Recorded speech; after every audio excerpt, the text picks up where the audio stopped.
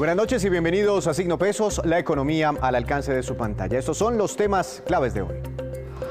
Los detalles del presupuesto general. El ministro de Hacienda presentó al Congreso el proyecto de presupuesto que asciende a 350,4 billones de pesos para el 2022. Nos acompaña esta noche el ministro José Manuel Restrepo para conocer de dónde saldrán esos recursos y a qué se van a destinar el próximo año. American Airlines se fortalece en Colombia. La aerolínea norteamericana ha incrementado este año sus operaciones en nuestro país. Abrió 3 nuevas rutas directas entre los dos países y en diciembre operará desde San Andrés. Hablaremos con el director de esta compañía para Colombia. Está lista la declaración de renta, su declaración de renta. La DIAN anunció que ya están disponibles las declaraciones sugeridas para más de 4 millones de personas naturales que deberán cumplir con esta obligación a partir de agosto. Les tenemos los detalles de esta noticia para los contribuyentes.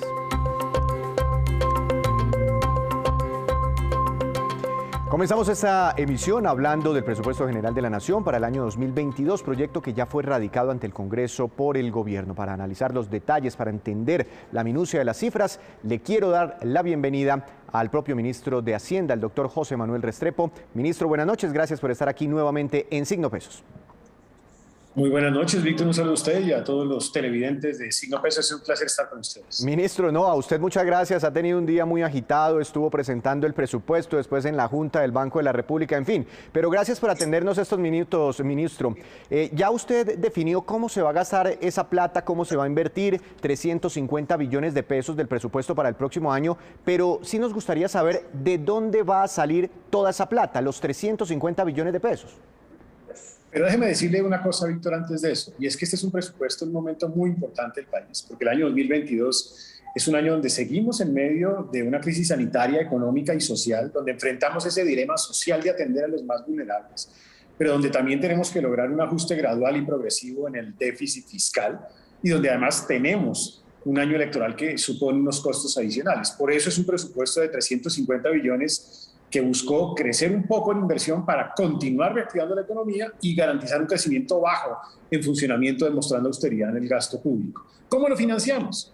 Primero con impuestos, 168 billones por esa vía. Segundo, con rentas propias, del orden de 19 billones. Tercero, con algunos fondos especiales que tiene la Nación, 11 billones. Y 146 por la vía de capital. Eso incluye amortizaciones e incluye también pues, todo el financiamiento de deuda pública del país. Ministro, cuando uno parte el presupuesto en los 3 grandes rubros, que son funcionamiento, las inversiones del Estado y el pago de las deudas, casi el 80% de todos los recursos se van en funcionamiento y en obligaciones con nuestros prestamistas. ¿Por qué? ¿Eso no se puede reducir? ¿Es difícil? Hay una inflexibilidad en muchos de estos gastos. Yo le voy a dar simplemente unas partidas. Hay unas partidas que son de orden constitucional o que vienen por decisiones judiciales. Le voy a poner algunas.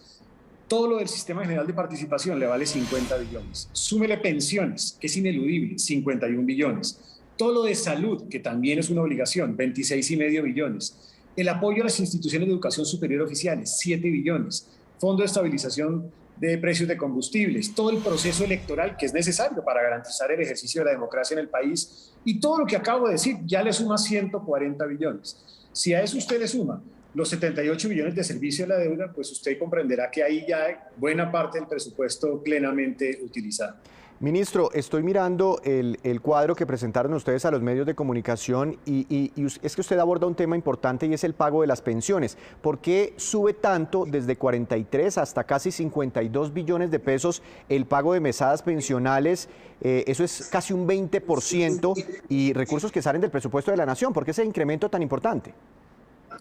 Porque hay una serie de necesidades que se generaron como resultado del impacto de la pandemia. Es que no se nos puede olvidar que estamos saliendo del impacto de pandemia y en el impacto de pandemia todos los temas de cotización se cayeron, entonces digamos, el curso normal que tenía este rubro se trastocó. No es lo mismo que un año normal.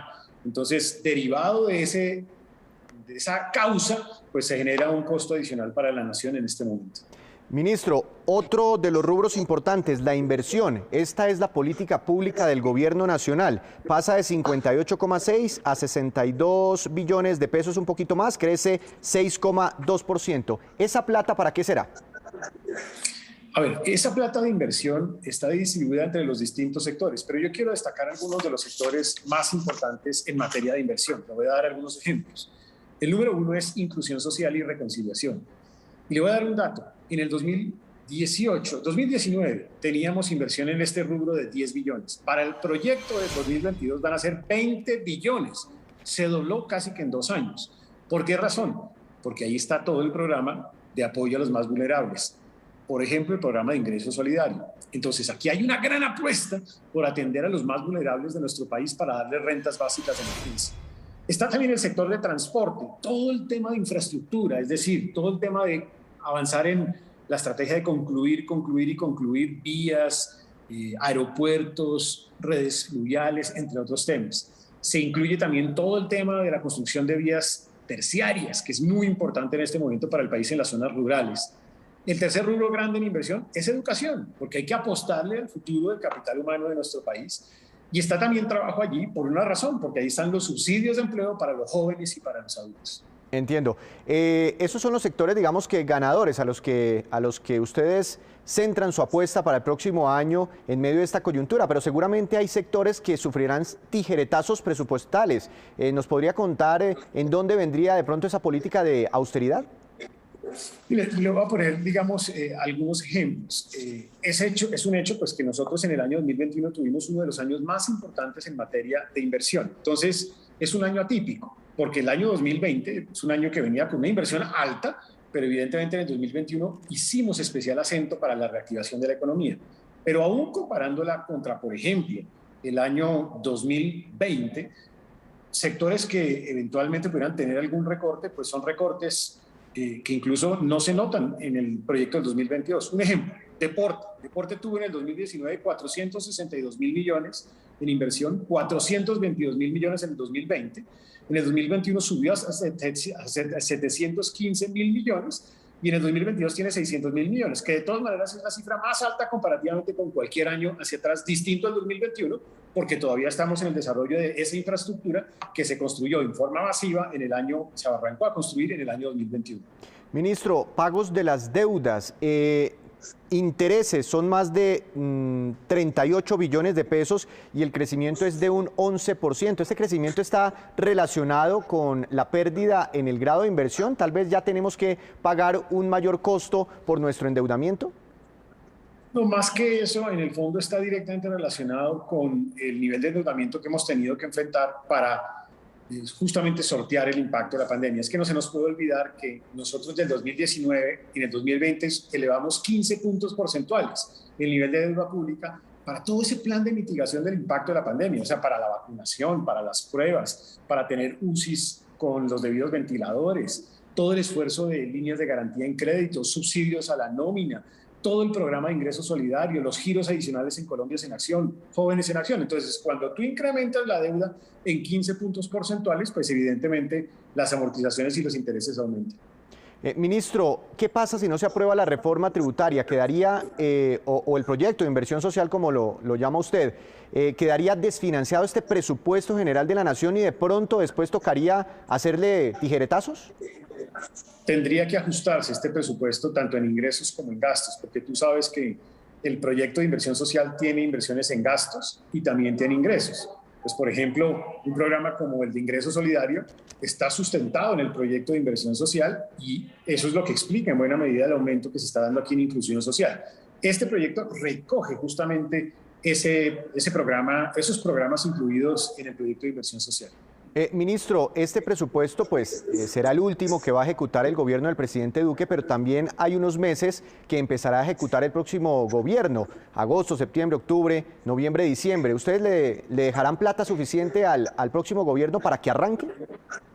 Pues los hechos son evidentes. Un presupuesto que crece en el 3% en financiamiento, luego hay margen de maniobra para operar, pero con austeridad, naturalmente, y un presupuesto que crece 6% en inversión. Luego, evidentemente, hay un margen de inversión. Aquí se deja un presupuesto que, entre otras, además, tiene programas sociales que irán hasta diciembre del 2022. Luego, de hecho, el siguiente gobierno va a tener toda una plataforma, una estructura de protección social, quizás la más importante que va a tener Colombia en su historia, y va a tener además una cantidad de recursos importantes en sectores claves y estratégicos, como ya lo dije, en educación, en el trabajo, en salud, también en el tema de transporte e infraestructura. Una última pregunta, ministro, y es una pregunta un poco más macro, como un mensaje para los mercados de capitales que están como preocupados por la situación fiscal de Colombia. ¿Este presupuesto ayuda a reactivar la economía, ayuda a mejorar las cifras económicas del país y garantiza esos compromisos que usted anunció hace unas semanas para que por lo menos la deuda no crezca más, la deuda del país, y para reducir el déficit fiscal de Colombia? Lo que hemos dicho es que este presupuesto es coherente o consistente con un déficit del 7% del Producto Interno Bruto para el próximo año, que es la meta, reduciendo del 8,6%. De todas maneras, aumenta el nivel de endeudamiento público porque acuérdense que los ingresos, el grueso de los ingresos, arrancan en 2023, lo cual además es una demostración de cómo nosotros, como gobierno nacional, tenemos una enorme responsabilidad para generar ingresos permanentes que seguramente van a beneficiar especialmente al siguiente gobierno. Ministro, muchas gracias por estos minutos. Que tenga una feliz noche. Muchas gracias.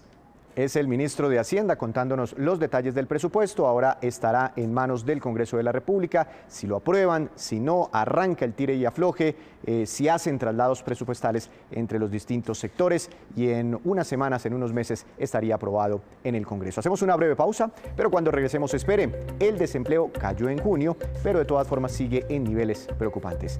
Ya llegan las cifras reveladas oficialmente por el DANE. Ya regresamos.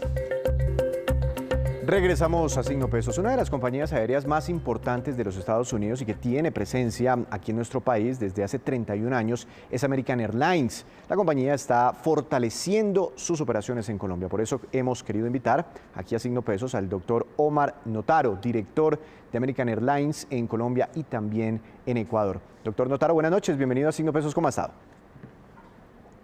Muy buenas noches, un placer saludarles. Muchísimas gracias por la invitación y poder compartir noticias con su audiencia. Es muy importante, muchas gracias a usted, la conectividad aérea. Parte de la economía mundial, de la reactivación, pasará por esa conectividad y esos servicios que ofrecen las aerolíneas. Están ustedes anunciando 3 nuevas rutas entre Colombia y Estados Unidos. ¿Cuáles son? Recientemente ya comenzamos a operar 3 nuevas rutas entre 3 destinos colombianos y la ciudad de Nueva York, concretamente el aeropuerto John F. Kennedy. Estamos ya operando desde Bogotá diariamente hacia el aeropuerto de Nueva York de Kennedy. De igual manera lo estamos haciendo desde Medellín y también desde Cali. Estamos muy orgullosos de poder conectar Colombia con este importante centro de conectividad de American Airlines para el mundo. Y con estas 3 nuevas rutas, en total, ¿cuántas serían entre los 2 países? Nosotros tenemos hoy en día un portafolio de 18 vuelos diarios entre Colombia y los Estados Unidos, segmentado en 6 aeropuertos a lo largo del país, lo cual nos permite dar una amplia conectividad, un amplio ofrecimiento para nuestros clientes para que puedan tener la oportunidad de llegar a destinos como Miami, Nueva York y Dallas desde Bogotá, y desde ese punto tienen el mundo de conectividad porque son centros, ejes de conexión importantes para nosotros. Antes de la pandemia, ¿cuántos pasajeros estaban movilizando desde Colombia hasta Estados Unidos? Y ahorita, ¿cómo ha sido esa reactivación? ¿La demanda qué tanto se ha recuperado? Mira, Colombia fue uno de los países que inició con muy buen pie toda esta reprogramación de vuelos. En septiembre del 2020, aún otros países estaban evaluando las oportunidades de inicio y ya Colombia estaba dando pasos muy firmes para la reactivación de la industria aérea. Nosotros comenzamos un proceso segmentado en varias de nuestras ciudades entre septiembre y diciembre y fuimos creciendo progresivamente hasta lograr ya en diciembre la conectividad que llegamos a tener en el año 2019. Para nosotros fue muy importante el apoyo, uno, de las autoridades de aeronáutica civil del país, y en segundo lugar, los concesionarios de aeropuertos fueron fundamentales para el reinicio de toda esta operación aérea que hoy en día tenemos en Colombia. Entonces se ha recuperado la operación. Cuéntenos también sobre la ruta desde San Andrés. Bueno, esa es una la última noticia que publicamos acá en el país, estamos súper contentos y muy orgullosos de poder conectar la isla de San Andrés por primera vez con un vuelo directo hacia los Estados Unidos. Esto es un plan que tenemos para iniciar el 4 de diciembre con 2 vuelos semanales entre la isla de San Andrés y la ciudad de Miami. Súper contentos de ser los primeros en tomar esta oportunidad de conexión y ofrecerle no solamente a los colombianos que viven en la isla de San Andrés, sino también al mundo para que tengan la oportunidad de conocer esta hermosa isla en Colombia. Es una oportunidad única que vamos a tener en este momento. ¿Y qué oportunidades para el turismo esta ruta? No sé, me imagino planes turísticos, visite Miami, visite San Andrés y cosas así, me imagino, ¿no? Claro que sí, de hecho estamos trabajando muy de la mano con ProColombia, nuestro grupo comercial está trabajando con ellos para crear mayor influencia en este nuevo destino que vamos a tener y estamos en un momento estelar. Estelar mencionamos porque los Estados Unidos, el pasajero de Estados Unidos está en este momento queriendo viajar a destinos cortos, el Caribe nuestro, el Caribe mexicano, Suramérica, son esos destinos que en este momento tienen mayor demanda y pensamos que estamos en un momento muy importante de promover la isla de San Andrés dentro de Estados Unidos para que tengan la oportunidad de conocer qué es lo que tanto ofrece esta isla. O sea, que pensamos que con la unión que estamos trabajando directamente con las autoridades y con ProColombia, definitivamente vamos a poder lograr un éxito en esta nueva ruta. Pues sería buenísimo, ¿no? Después de la crisis económica de San Andrés, primero por la pandemia, después por el huracán, por el paso del huracán. Pero hablando de sus operaciones en Colombia, ¿qué tanto peso tiene nuestro país? ¿Qué tanta importancia es Colombia para American Airlines frente al resto del mercado que puedan tener en América Latina? Mira, te comento un poco el crecimiento progresivo que hemos tenido en el país desde febrero de este año. Como te comenté, comenzamos en septiembre progresivamente a reinstalar las frecuencias y a partir de febrero nosotros comenzamos un crecimiento exponencial muy importante. De hecho, si lo comparamos con la operación que teníamos en el año 2019, estamos hablando de un crecimiento de 145% en número de sillas ofrecidas a nuestros clientes, comparado con lo que teníamos en el año 2019. Ahora bien, si nosotros pudiéramos poner un ranking de los países, como tú mencionas, pues el primer país donde mayor operación tenemos es México por la cantidad de aeropuertos que operamos, pero para nosotros es un gran orgullo mencionar que Colombia es el segundo país con operaciones de aeropuertos abiertas en la región. En este momento, cuando ya estemos en el mes de diciembre con San Andrés operando, vamos a estar trabajando en 7 aeropuertos desde este país. Importante entonces, Colombia en el segundo lugar y para una aerolínea de las dimensiones de ustedes pues es bastante gratificante ese nivel de penetración en Colombia. Y bueno, teniendo en cuenta esa importancia, ¿qué otros planes tienen para nuestro país? Mira, nuestro departamento de planificación de rutas de manera progresiva siempre está mirando dónde hay oportunidades. En este momento lo que estamos apuntando es en el servicio al cliente y lo estamos haciendo con los equipos de última generación que estamos trayendo a este país. Quería aprovechar de comentarles que estamos operando con aviones de cabina ancha en 3 ciudades de acá de Colombia. Concretamente acá en Bogotá tenemos operaciones con aviones de 777 que son de mayor envergadura, mayor capacidad de carga, pero de igual manera lo estamos haciendo en Medellín. Tenemos un vuelo que hacemos Medellín-Miami con un equipo de última generación, un Dreamliner 787, y de igual manera lo tenemos en Cali. Cali estamos operando un vuelo diario 787 también y nos da la oportunidad de tener mayor capacidad de carga.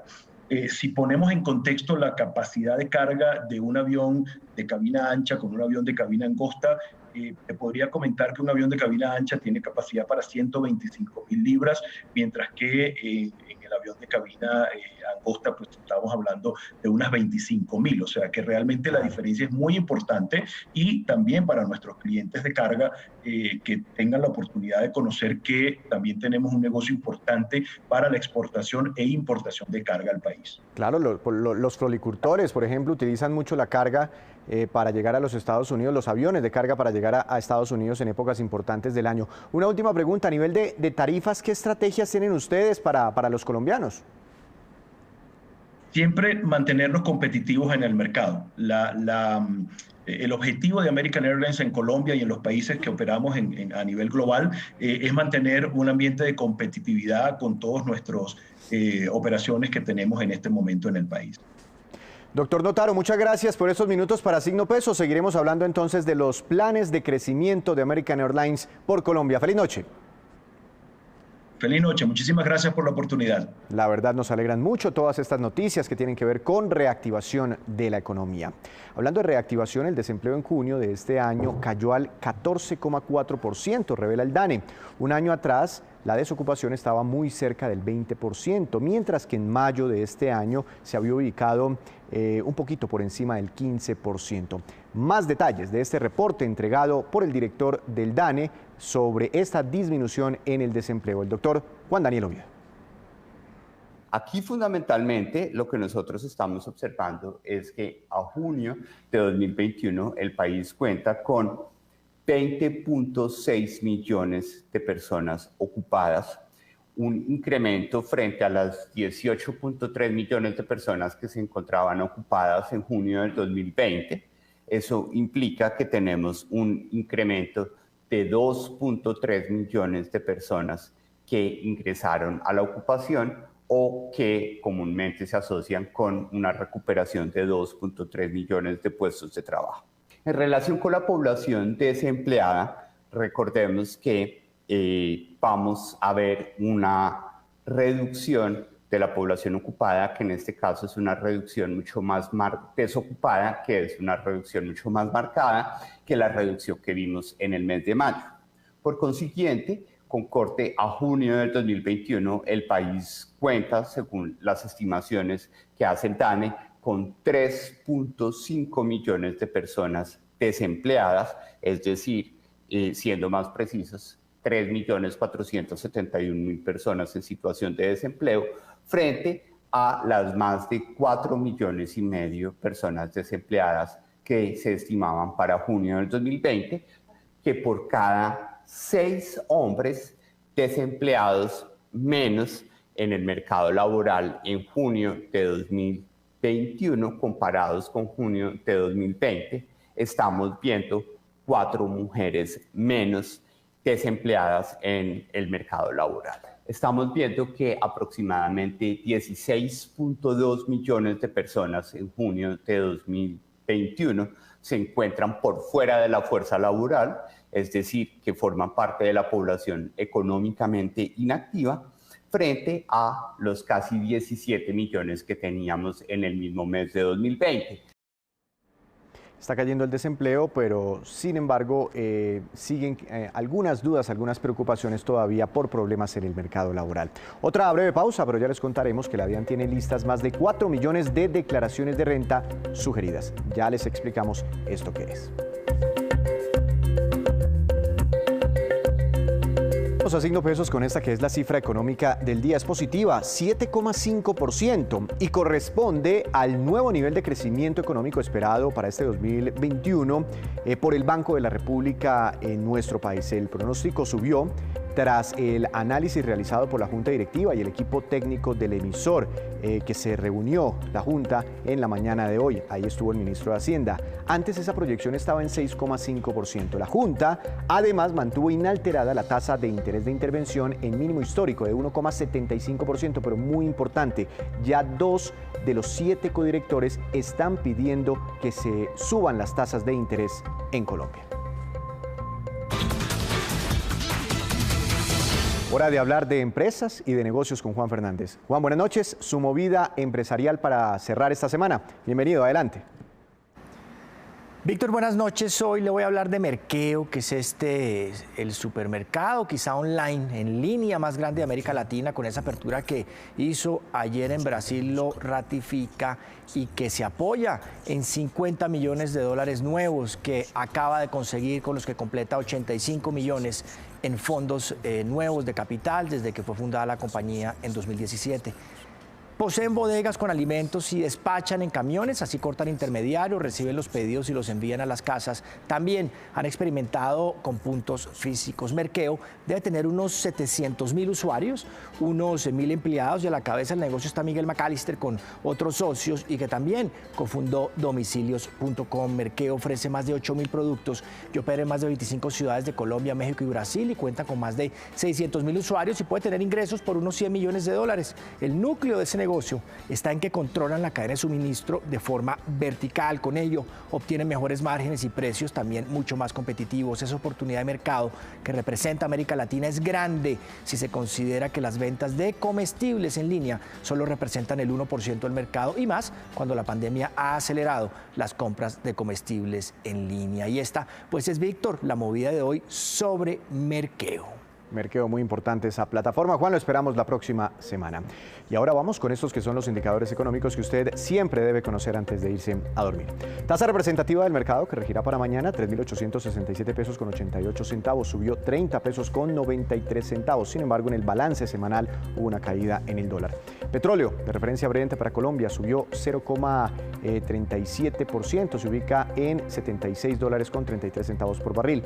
Precio interno del café colombiano bajó y quedó en promedio para el fin de semana a 1.685.000 pesos por carga, se aleja de sus máximos históricos. Índice Colcap, MSCI Colcap de la Bolsa de Colombia cayó 0,73%, acción más valorizada, Avianca, con ganancia de 6,08%, acción que más cayó fue la del Grupo Sura, que tuvo un retroceso superior al 3%.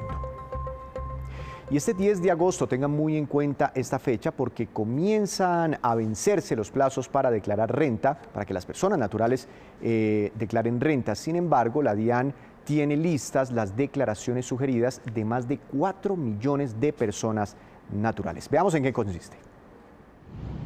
En el camino de transformación tecnológica recorrido por la DIAN hacia la modernización de la entidad y enfocados en la facilitación y cercanía con los ciudadanos, se ha dispuesto por tercer año consecutivo la declaración sugerida de renta para personas naturales. En esta ocasión estará disponible para más de 4.100.000 contribuyentes, personas naturales, obligados a declarar este impuesto para el año grabable 2020. Recordamos que este mecanismo de facilitación y cercanía con el ciudadano es el resultado del uso de los datos suministrados por terceros, es decir, la información exógena tributaria que contiene las operaciones con clientes, proveedores o terceras personas. Estos insumos permitieron para el año grabable 2020 prediligenciar 23 renglones del formulario de declaración de renta de personas naturales que podrán cumplir de una manera sencilla con la obligación.